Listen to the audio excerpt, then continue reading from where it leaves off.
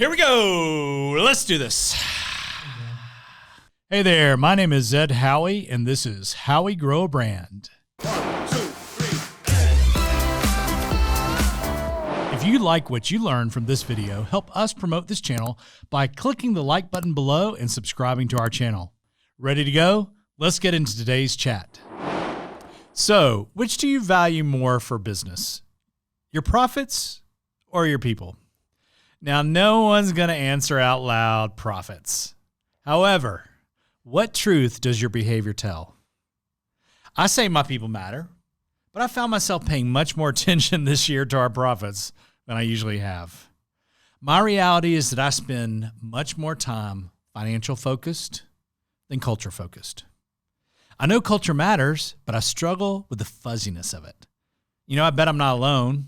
Show of hands. I'm so excited to share with you this chat with Delise Crimmins, Chief Culture Officer at the Culture Think Tank. Delise has led culture creation. She has created cultures, and she helps brands fortify and leverage and or shift their cultures. Delise actually led the creation of Southwest Airlines University for People back in the 90s, then was part of the team that created JetBlue Airlines, and she has led and inspired thousands of brands in culture optimization. Your people are your culture, and your culture is your brand. Join me as Delise and I discuss the 4 things every brand owner and leader needs to know about your culture. Because whether you intentionally created your culture or not, your brand has one, so you better know what it is. I know you're going to enjoy this one. Hello, Delise. Hello, Ed. How are you? Good. Welcome to How I Grow a Brand. Thank you for having me. I'm very excited to be here. Isn't it interesting that as entrepreneurs, and business owners and business leaders, we are more worried about our culture with our people spread apart than we maybe were when we were all together? Yeah, what do you think's going on there? Well, I think you could see it previously. So as you're walking around, Or you thought you could. right. By walking around, and people felt like, leaders largely felt like, I've got this, I know what I'm doing. And now when people are dispersed, there are trust issues, there are fear issues, and suddenly culture is the topic of the day. So we do have some great insights that I want to share with you that I'm just very excited about, and stuff that we thought would be happening and stuff that has surprised us as well.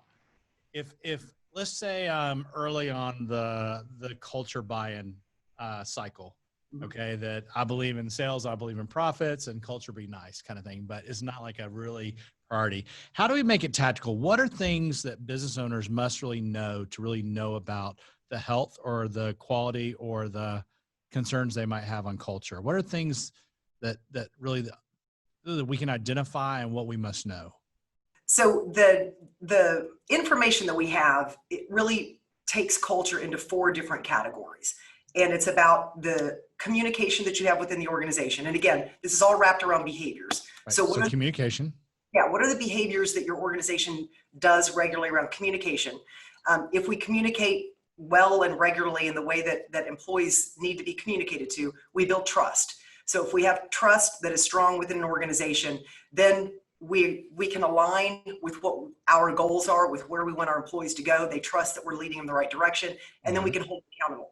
So communication, trust, alignment, and accountability are these 4 kind of pillars of what will make a good culture. Now, every culture is going to look different. I at Southwest, fun was part of our cultural norm. And I do work with organizations all the time, and I'll talk about Southwest, and when they're trying to identify what their organizational values are, which fun was certainly a value at Southwest. A lot of organizations think that sounds fun or cool, and they want to adopt fun as a value.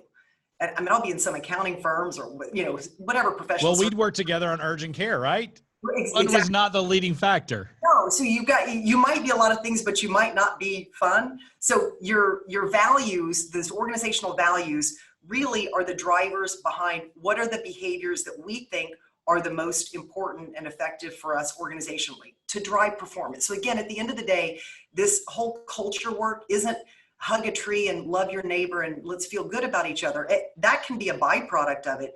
But at the end of the day, it's about performance. So those organizations that have strong, palpable cultures actually end up being the organizations that outperform their competition. And just like brands, because brand is culture and culture is brand, is that it's not about trying to mimic someone else's culture. It is really about creating and reinforcing and keeping the culture that you must have for your, I think you said earlier, internal customers and external customers. Is that how you said it? Correct. About Southwest? So your culture is not only a desired outcome that affects your customer experience, but before that, it expects your employee and your team's experience, right?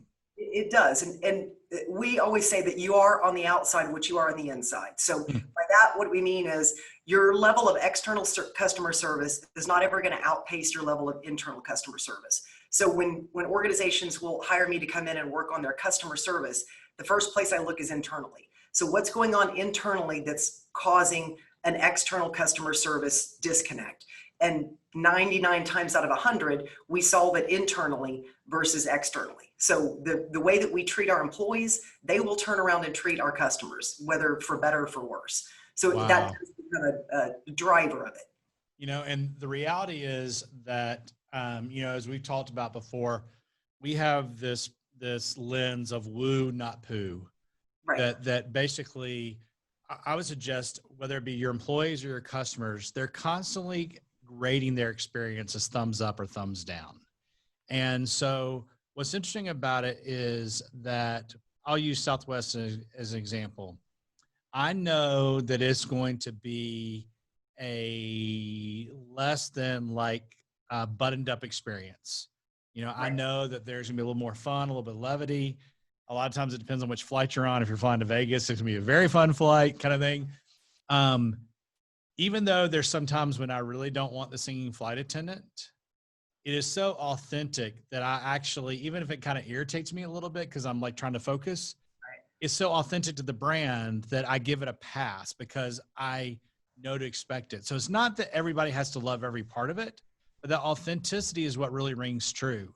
And I think that as a business owner, what I'm thinking about is that if I say my organization is going to be a caring organization, however, I don't demonstrate those behaviors as a leader or I don't reinforce those behaviors, are we really a caring organization?